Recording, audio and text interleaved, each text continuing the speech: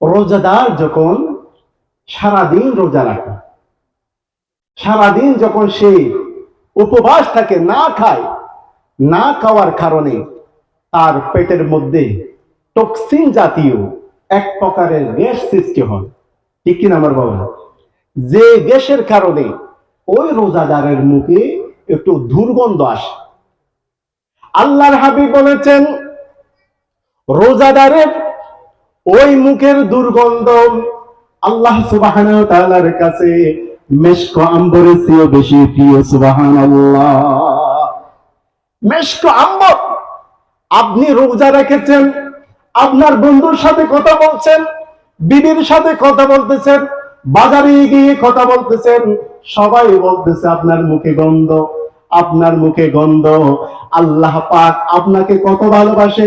রোজা রাখার কারণে আপনার জবান দিয়ে যে গন্ধ আসবেন, আল্লাহ পাক বলেছেন ওই গন্ধটা আমি রবের কাছে মিশক আম্বরের চেয়ে প্রিয়। সুবহানাল্লাহ।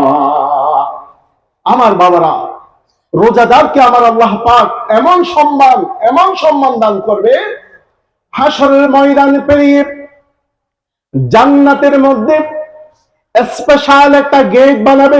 সুবহানাল্লাহ। আজকের এই মাহফিলে আসার সময় আমরা দেখলাম কেরানীহাট বাজারে বিশাল একটা গেট, আবার এদিকেও দেখলাম, মাঝখানেও দেখলাম। আজকের এই মাহফিলের সৌন্দর্যের জন্য গেট বানানো হয়েছে, ঠিক কিনা?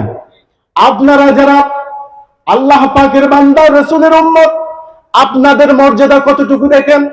আল্লাহর হাবিব বলেন, কাল হাসরের ময়দান পেরিয়ে ওই জান্নাতে যাওয়ার পূর্বে স্পেশাল একটা গেট ওই রোজাদারদের জন্য আমার আল্লাহ বানাবেন, যে গেটের নাম হচ্ছে রায়্যান। সুবহানাল্লাহ। ওই রায়্যান নামক গেট দিয়ে রোজাদার ব্যতীত অন্য কেউ প্রবেশ করতে পারবে না।